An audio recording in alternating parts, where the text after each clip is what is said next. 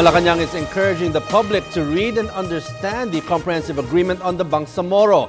Deputy Presidential Spokesperson Abigail Valtes said a scanned copy of the signed accord and of the 12 other agreements between the government and the MILF can be read at the official Gazette.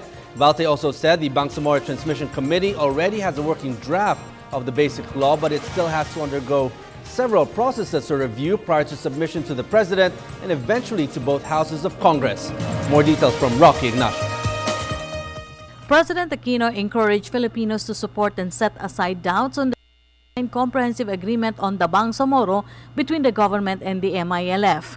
We thus call on everyone to widen the avenues for trust and positive engagement. Let us cast aside past prejudices and contribute to the atmosphere of optimism that has, for the first time in a long while, become prevalent in Muslim Mindanao.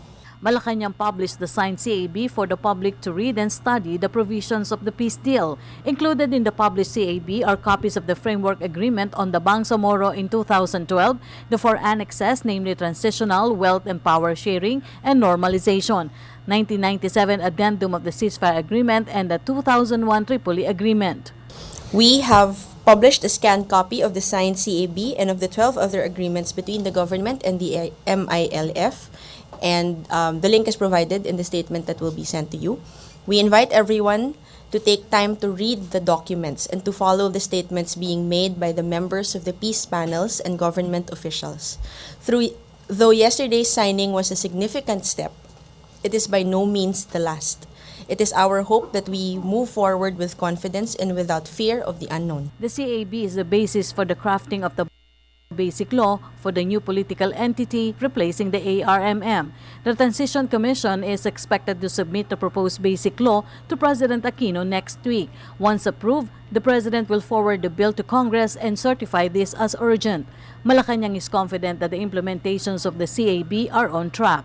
We're still March 28. There's still time for that. I understand the Chair Iqbal did mention early this morning that the BTC already has a working draft, but it will have to undergo several processes of review within the BTC itself.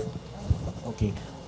You're confident that the your initial statement of submitting it by June to Congress will still hold? Yes, we are still sticking to that timetable, or Okay, to that timeline. Valte added that many have supported the Bangsamoro peace agreement, even the opposition. Both houses of Congress have expressed optimism that the proposed basic law will be passed into law before the year ends. We are cognizant of the challenges that are ahead of us, which is why the President also mentioned that there is still work that lies ahead. It does not end with the signing of the agreement yesterday.